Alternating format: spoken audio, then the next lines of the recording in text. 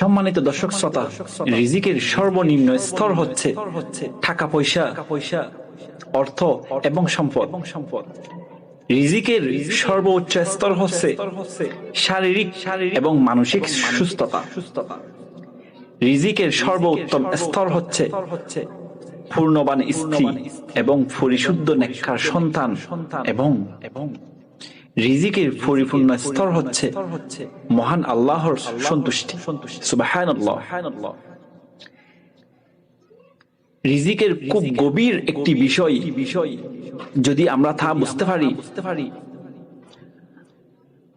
আমরা পুরো জীবনে কত টাকা আয় করব সেটা লিখিত, কে আমার জীবন সঙ্গী হবে সেটাও লিখিত, কবে কোথায় মারা যাব সেটাও লিখিত, এবং কতটা খাবার ও পানীয় পান করব তাও লিখিত বা নির্দিষ্ট। আশ্চর্যের বিষয় হচ্ছে আমি কতগুলো দানা ও ভাত দুনিয়াতে খেয়ে তারপর মারা যাব সেটাও লিখিত। একটি দানাও কম হবে না এবং একটি বেশিও হবে না। সুবহানাল্লাহ। দরুন এটা লিখিত যে আমি সারা জীবনে 1 কোটি টাকা আয় করব। এই সিদ্ধান্ত আল্লাহ তাআলা নিয়েছেন, কিন্তু আমি হালাল উপায়ে আয় করব নাকি হারাম উপায়ে আয় করব সেটা সিদ্ধান্ত একান্ত আমাদের। যদি ধৈর্য ধারণ করি, আল্লাহ তাআলার কাছে চাই, তাহলে আল্লাহ তাআলা হালাল উপায়ে 1 কোটি টাকা আয় করেই আমি মারা যাব, আর হারাম উপায়ে হলো 1 কোটি টাকায় আয় করব। Nothing more, nothing loss. আমি যে ফলটি আজকে টেকনাফ বসে খাচ্ছি সেটা হয়তো ইতালি কিংবা থাইল্যান্ড থেকে ইম্পোর্ট করা। ওই গাছে যখন মুকুল ধরেছে তখন নির্ধারিত হয়েছে যে সেটি আমার কাছে পৌঁছাবে। এর মধ্যে কত পাখি এই ফলের উপর বসেছে, কত মানুষ এই ফলটি ফাটতে গেছে। দোকানে অনেকে এই ফলটি নেড়ে ছেড়ে রেখে গেছে, পছন্দ হয়নি বা কিনেনি। এইসব ঘটনার কারণ একটাই, ফলটি আমার তাকদীরে লিখিত। যতক্ষণ না আমি কিনে খাচ্ছি ততক্ষণ সেটা ওখানেই থাকবে। এর মধ্যে আমি মারা যেতেও পারতাম, অন্য কোথায় চলে যেতেও পারতাম, কিন্তু না, রিজিকে যেহেতু লিখিত, আমি এই ফলটি না খেয়ে মারা যাব না। রিজিক জিনিসটা এতটাই শক্তিশালী, কিংবা যে আত্মীয় কিংবা বন্ধু বান্ধব আমার বাসায় আসছে, সে আসলে আমার খাবার খাচ্ছে না, এটা তার রিজিক শুধুমাত্র আল্লাহ তাআলা আমার মাধ্যমে তার কাছে পৌঁছে দিয়েছেন। হতে পারে এর মধ্যে আমাদের জন্য মঙ্গল রয়েছে, আলহামদুলিল্লাহ। কেউ কারোটা খাচ্ছে না, যে যার রিজিকের ভাগে খাচ্ছেন। আমরা হালাল না হারাম উপায়ে খাচ্ছি সেটা নির্ভর করছে আল্লাহ তাআলার উপর কতটুকু তাওয়াক্কুলের উপর আছি, কতটুকু ভরসা করে আছি। আর তার উপর, কেননা আল্লাহ তাআলা বলেন, ওয়ামা মিন দাব্বাতিন ফিল আরদি ইল্লা আলাল্লাহি রিজকুহা।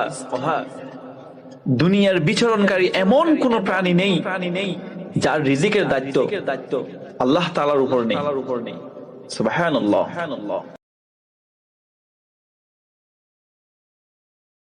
সম্মানিত দর্শক শ্রোতা, রিজিকের সর্বনিম্ন স্তর হচ্ছে টাকা পয়সা, অর্থ এবং সম্পদ। রিজিকের সর্বোচ্চ স্তর হচ্ছে শারীরিক এবং মানসিক সুস্থতা।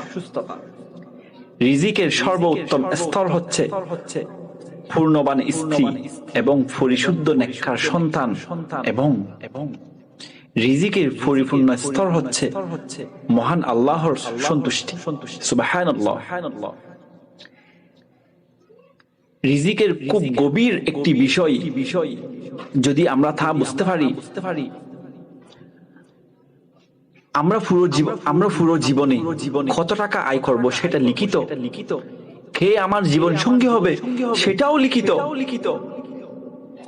কবে কোথায় মারা যাব সেটাও লিখিত, এবং কতটা খাবার ও পানীয় পান করব তাও লিখিত বা নির্দিষ্ট। আশ্চর্যের বিষয় হচ্ছে আমি কতগুলো দানা ও ভাত দুনিয়াতে খেয়ে তারপর মারা যাব, সেটাও লিখিত। একটি দানাও কম হবে না এবং একটি বেশিও হবে না। সুবহানাল্লাহ।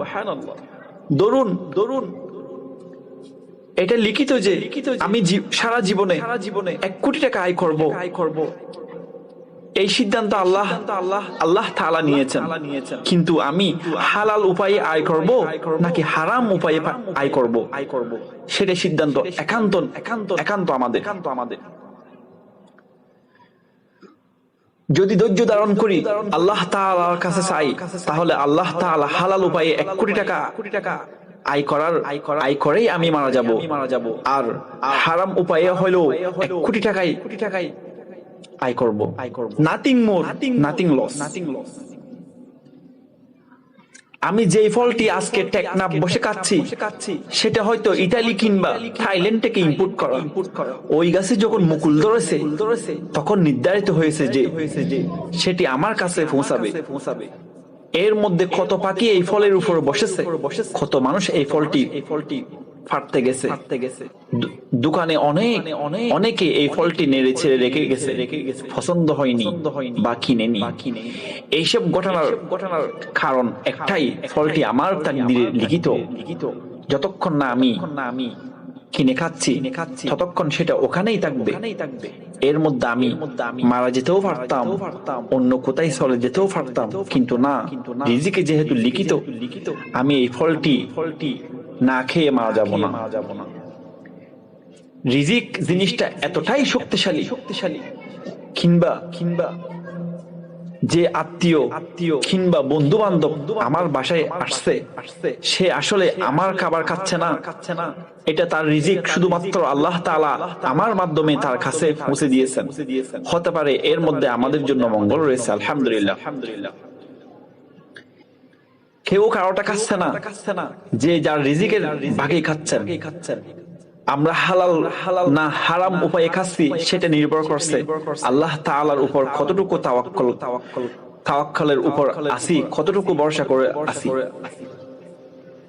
আর তার উপর, কেননা আল্লাহ তাআলা বলেন, ওয়ামা মিন দাব্বাতিন ফিল আরদি ইল্লা আলাল্লাহি রিজকুহা। দুনিয়ার বিচরণকারী এমন কোন প্রাণী নেই যার রিজিকের দায়িত্ব আল্লাহ তাআলার উপর নেই। সুবহানাল্লাহ।